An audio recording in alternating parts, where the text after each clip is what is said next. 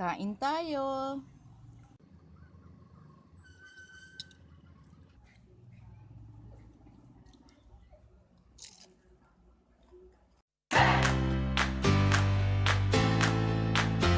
Thank you for the good blessings. Ang daming merienda, bigay lahat. Ano kaya unahin? Para sa merienda, gagawa tayo ng saging na saba and kamoteng turon. Ito, meron tayo ditong turon wrapper or lumpia wrapper. And kailangan natin ng sugar. Kung may brown sugar, mas maganda. Hi, gagawa ko ng turon.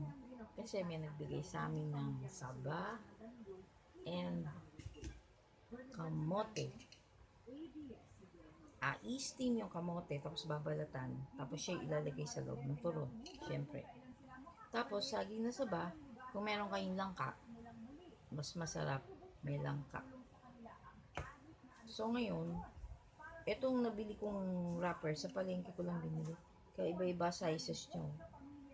First, steam muna natin yung kamote. Ihabol ko na pala yung saba. Para makatipid sa gas.